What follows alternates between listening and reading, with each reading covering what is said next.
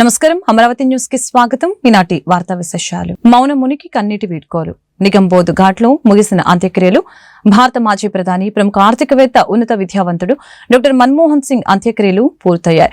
ఢిల్లీలోని నిగంబోధ్ ఘాట్లో శనివారం మధ్యాహ్నం ఆయన అంతిమ సంస్కారాలు నిర్వహించారు. సైనిక లాంఛనాలతో మౌన మునికి అంతిమ వీడ్కోలు పలికారు. అంత్యక్రియలకు రాష్ట్రపతి ద్రౌపది ముర్ము, ఉపరాష్ట్రపతి జగదీప్ ధన్కర్, ప్రధానమంత్రి నరేంద్ర మోదీ, కేంద్ర మంత్రులు Amit Shah, JP Nadda, Rajnath Singh, Lok Sabha speaker Om Birla, Congress అగ్రనాయకులు Mallikarjuna Kharge, Sonia Gandhi, Rahul Gandhi, Priyanka Gandhi, Delhi LG, VK Saxena, త్రివిధ దళాధిపతులు, విదేశీ ప్రతినిధులతో సహా పలువురు నేతలు పాల్గొన్నారు. చివరిసారిగా ఆయన పార్థివ దేహం వద్ద అంజలి ఘటించి కన్నీళ్లు వీడ్కోలు పలికారు. ఇదిలా ఉంటే మన్మోహన్ సింగ్ కు అంత్యక్రియలు నిర్వహించే ప్రదేశంలో స్మారక స్థలం నిర్మించాలని ప్రధాని నరేంద్ర మోదీని కాంగ్రెస్ పార్టీ అధ్యక్షులు మల్లికార్జున ఖార్గే కోరారు.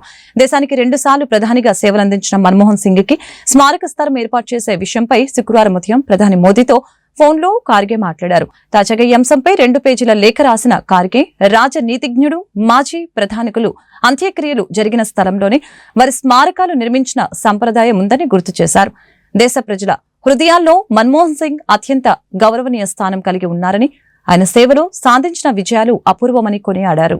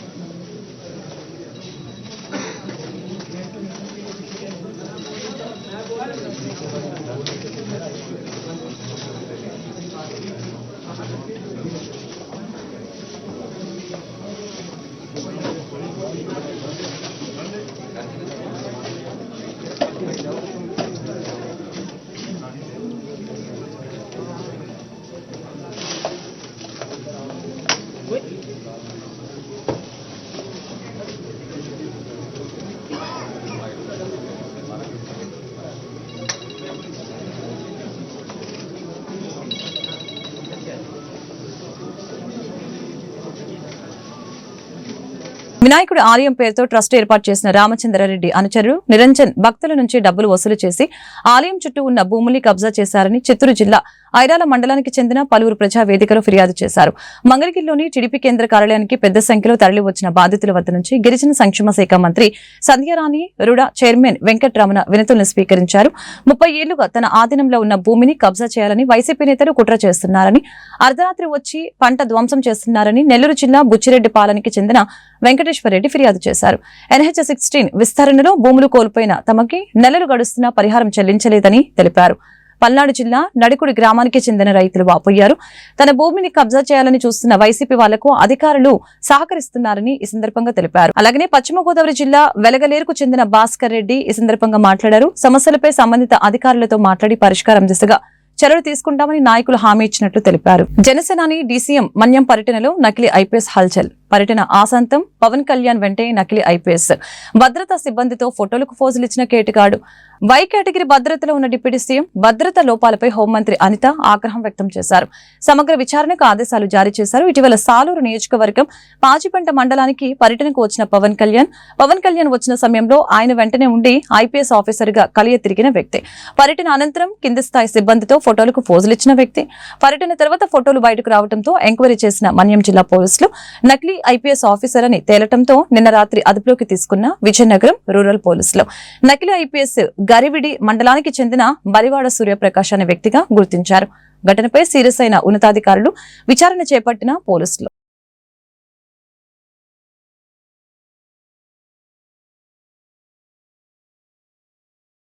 అన్నమయ్య జిల్లా గాలివీడు ఎంపీడీఓ జవహర్ బాబుపై జరిగిన దాడి ఘటనపై AP deputy CM Pawan Kalyan స్పందించారు. ఈ దాడి ఘటనను ప్రభుత్వం తీవ్రంగా పరిగణిస్తుందని, ఈ దాడికి పాల్పడిన వారిపై కఠిన చర్యలు తీసుకోవాలని ఈ సందర్భంగా డిమాండ్ చేశారు. విధి నిర్వహణలో ఉన్న జవహర్ బాబుపై వైసీపీ నేత దాడి చేయడం అప్రజాస్వామిక చర్య అని మండిపడ్డారు. ఇటువంటి దౌర్జన్యాలకి, రౌడీ చర్యలకి కూటమి ప్రభుత్వంలో తావు లేదని పవన్ కళ్యాణ్ తేల్చి చెప్పారు. ఎంపీడీఓపై జరిగిన దాడి గురించి అధికారులతో పవన్ కళ్యాణ్ చర్చించారు. దాడికి కారణమైన నిందితుల్ని కఠినంగా శిక్షించాలని, బాధిత ఎంపీడీఓ మెరుగైన వైద్యం అందించాలని అధికారుల్ని పవన్ కళ్యాణ్ ఆదేశించారు. ఎంపీడీఓకు ఆయన కుటుంబానికి ధైర్యం చెప్పాలని సూచించారు. ఖచ్చితంగా చేసి పెడతాం, మీకు ఇష్టారాజ్యంగా చేయకండి. అహంకారంతో నడినెత్తి కళ్ళు నెత్తికెక్కాయి మీకు. ప్రభుత్వం చాలా త్రికరణశుద్ధిగా అహంకారాలు కూర్చొని మేము కలిసికట్టుగా ఉన్నాం. ఇక్కడ అహంకార కూటమి ప్రభుత్వం ఇది, వైసీపీ ప్రభుత్వం కాదు. ఇది ఇష్టారాజ్యంగా మీరు చేస్తారంటే కామ్గా కూర్చునే ప్రభుత్వం కాదు. మీకు ఎలా చేస్తే ఎలా నియంత్రిస్తే మీకు కిందకు వస్తారో మేము చేస్తాం. మీరు గాల్లో విహరిస్తూ ఉన్నారు. 11 సీట్లు వచ్చి ఇంకా గాల్లో విహరిస్తున్నారు. మొత్తం మీకు ఎలా కిందకి దించాలో మాకు బాగా తెలుసు, చేసి చూపిస్తాం. ఇదే కాదు, ఈ సందర్భంగా ఏ నాయకులకైనా సరే అధికారుల మీద దాడి చేసినా, అధికారులు విధులు నిర్వహిస్తుంటే అడ్డుకున్నా చాలా కఠినమైన చర్యలు ఉంటాయి. ఈరోజు నేను వచ్చి ఇక్కడ ఎందుకు వచ్చాను జవహర్ బాబు గారి దగ్గరికి అంటే, ఆయన ఒక ఎస్సీ ఎస్టీ కులానికి సంబంధించిన వ్యక్తినో వీటి గురించి అని కాదు. ఎవరైనా సరే ఇర్రెస్పెక్ట్ ఆఫ్ కాస్ట్ ఆధిపత్య ధోరణితోటి కనుక దాడి చేసి విధుల నిర్వహణకు అడ్డం వస్తే ఇది ఉపేక్షించే ప్రభుత్వం కాదు. ఎస్పీ గారికి కూడా చాలా స్పష్టంగా చెప్పాం. వ్యక్తినో వారికి ఎలాంటి ఎవరైతే తప్పించుకొని తిరిగారు ఇంకో 9 మంది వారిని కూడా పట్టుకోమని చెప్పాం. వారికి తగిన విధంగా కౌన్సిలింగ్ చేయాలి, అలాగే కఠినమైన శిక్షలు పడాలి. మీరు లాయర్లు అయి ఉండొచ్చు గతంలో, మీ చట్టాలు కానీ మీ గతంలో మీ అధికారాలు కానీ ఏవి మిమ్మల్ని రక్షించలేదు, మీరు గుర్తుపెట్టుకోండి. అలాగే ఈ విషయంలో ప్రజలకు కూడా చెప్తా ఉన్నాను, యువతకు కూడా చెప్తున్నాను, ప్రత్యేకించి రాయలసీమ యువతకు కూడా చెప్తున్నాను, మహిళలకు కూడా చెప్తున్నాను, మీరు దయచేసి భయపడకండి.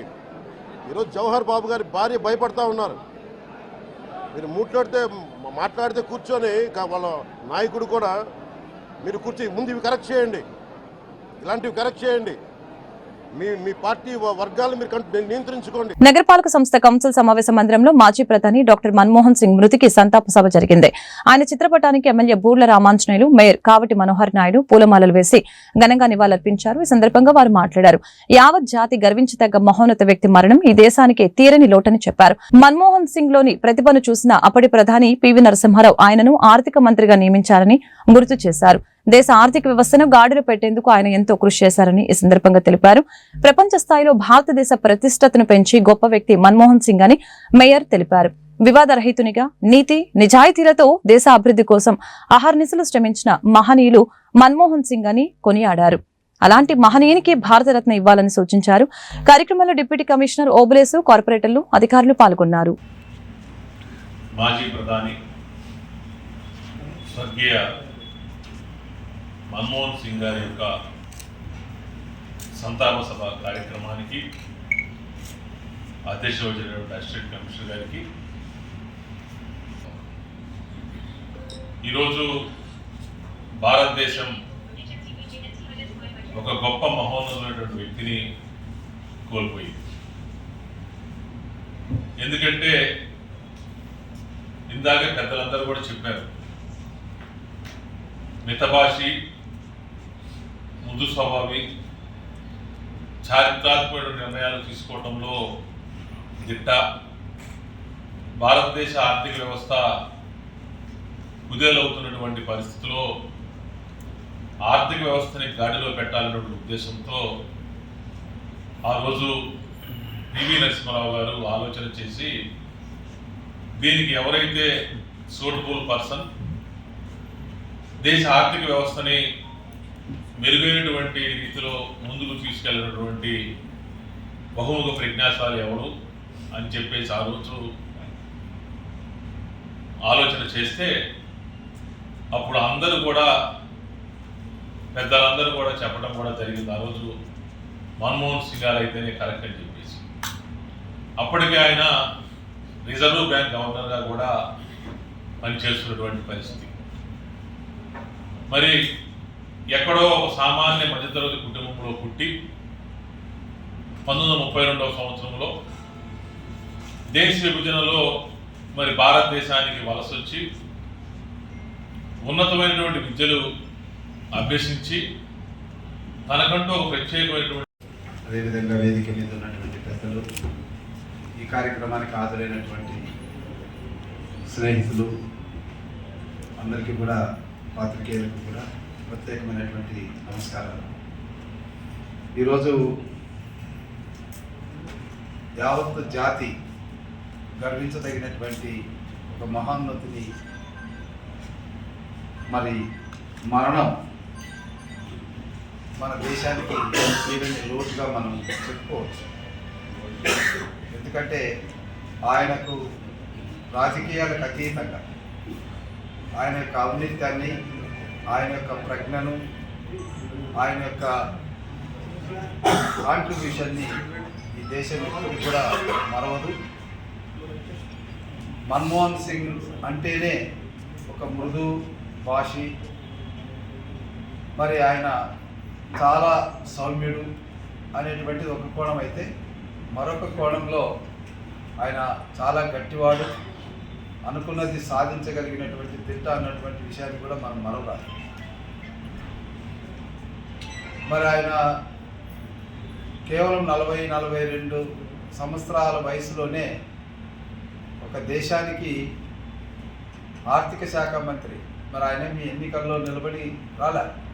అప్పటికి ఆయన యూజీసీ గ్రాంట్ చైర్మన్గా ఉంటే ఆయన యొక్క మెల్బోర్న్ వేదికగా జరుగుతున్న భారత్ ఆస్ట్రేలియా 4వ టెస్టులో తెలుగు కుర్రాడు నితీష్ కుమార్ రెడ్డి అజయ్ సెంచరీతో అదరకొట్టిన విషయం తెలిసిందే. అయితే వైసీపీ నేత మాజీ మంత్రి అంబటి రాంబాబు నితీష్ రెడ్డి సెలబ్రేషన్స్ తాలూకా వీడియోను పంచుకుంటూ సెటైరికల్ ట్వీట్ చేశారు. తెలంగాణ ప్రభుత్వంపై పరోక్షంగా ఆయన సెటైర్లు వేశారు.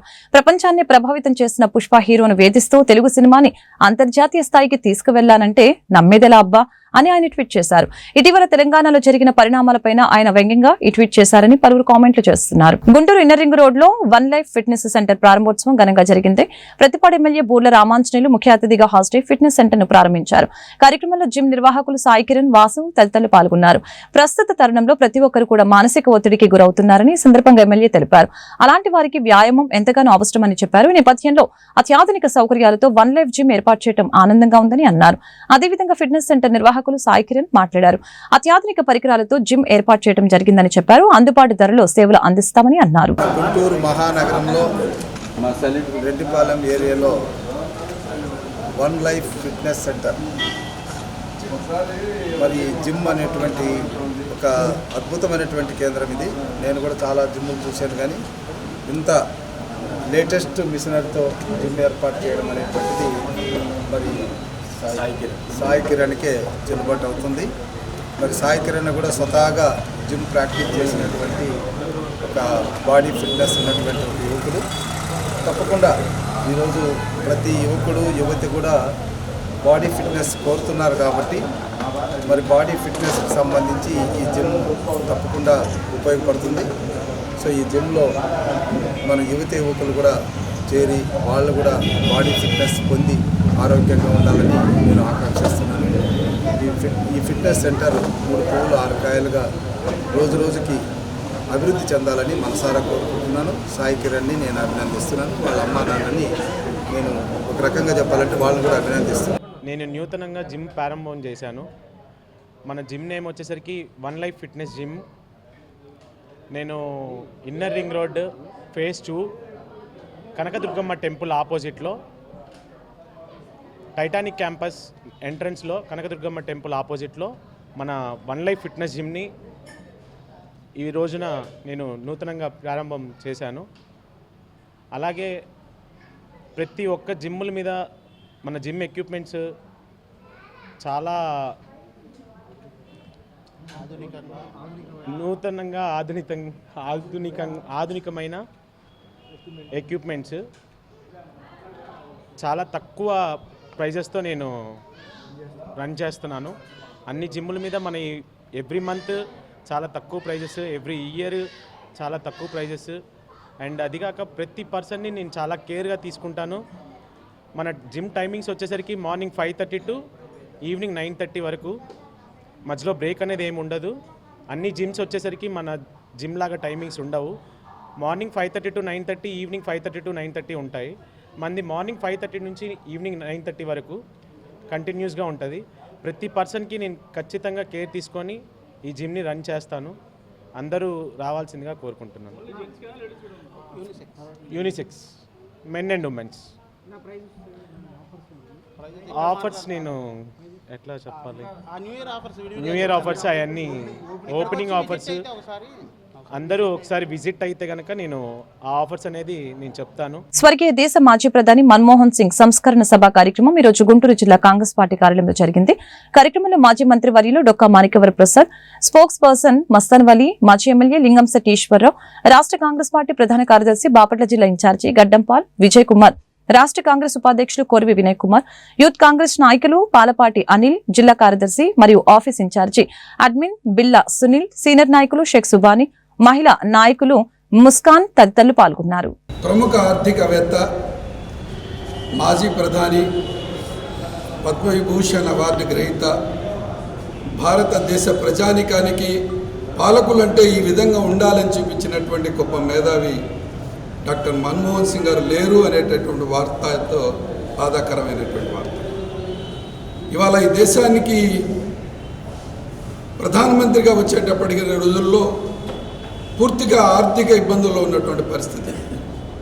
ఇందాక విదేశ మారక ద్రవ్యం కూడా లోటుగా ఉండటం వల్ల మన బంగారాన్ని తాకట్టు పెట్టుకొని విదేశ మారక ద్రవ్యం తీసుకొచ్చినటువంటి పరిస్థితి నుంచి భారతదేశాన్ని ఆర్థిక పరంగా ప్రపంచానికి సరళీకృత ఆర్థిక విధానాల ద్వారాగా ఒక గేటు లేకుండా ప్రపంచానికి భారతదేశాన్ని కలిపినటువంటి గొప్ప మేధావి.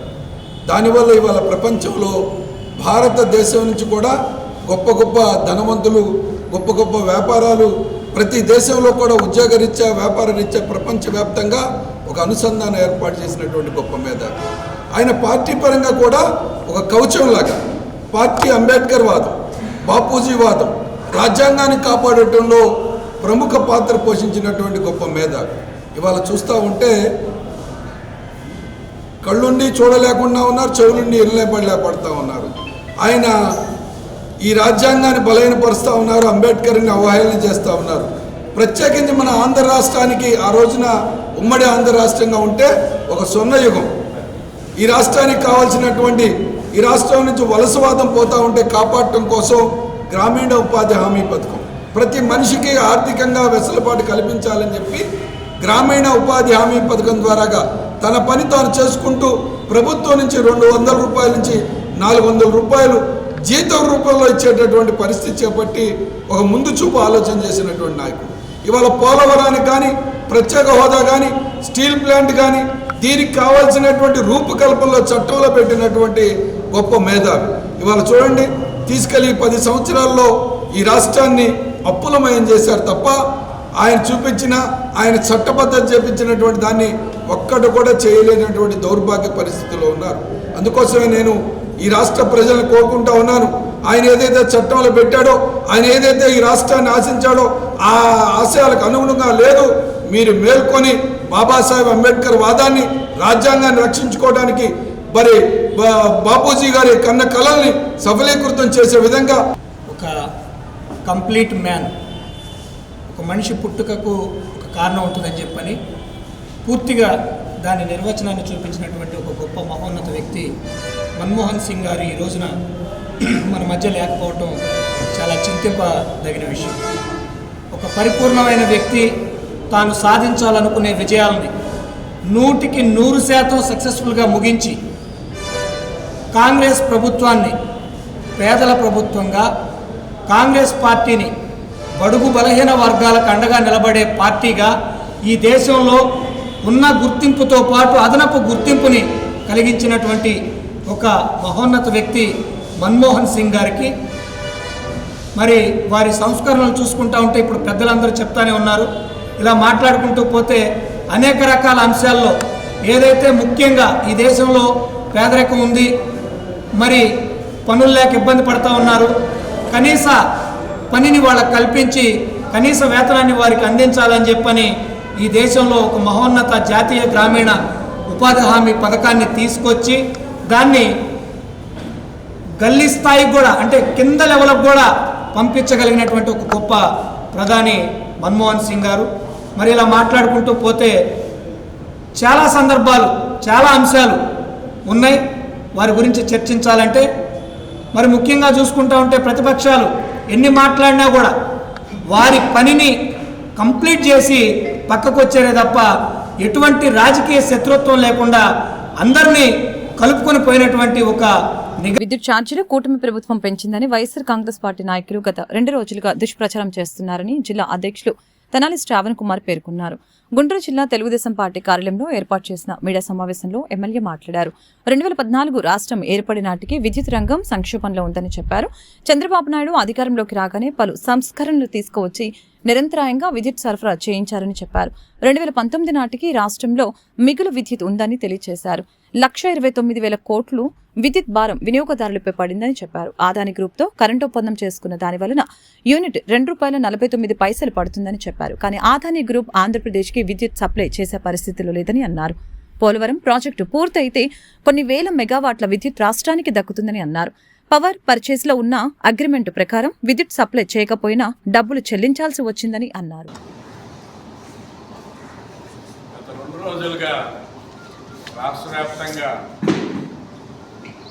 విద్యుత్ ఛార్జీల మీద పెద్ద ఎత్తున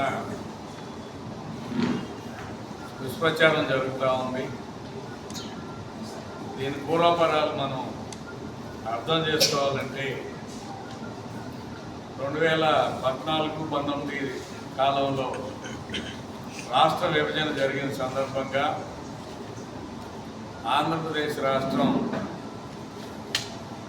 విద్యుత్ రంగ పరిస్థితిని ఒకసారి గుర్తు తెచ్చుకోవాలి. 2014 ఆంధ్రప్రదేశ్ ఏర్పడే నాటికి విద్యుత్ రంగం అనేక సమస్యలతో కొట్టుమిట్టాడుతాం. విద్యుత్ లోటు, కరెంటు కోతలు వారసత్వంగా వచ్చింది. చంద్రబాబు నాయుడు గారు ముఖ్యమంత్రిగా ప్రమాణ స్వీకారం చేసిన 100 రోజుల్లో విద్యుత్ సంస్కరణలు తీసుకొచ్చి పూర్తిస్థాయి సమీక్ష జరిపి భారతదేశంలోనే విద్యుత్ కోతలు లేని రాష్ట్రాల 3 ఒకటిగా ఆంధ్రప్రదేశ్ నిలిపిన ఘనత చంద్రబాబు నాయుడు. ఈ వార్తలు ఇంతటితో సమాప్తం. మరొక బులెటిన్ లో మళ్ళీ కలుద్దాం. నమస్కారం.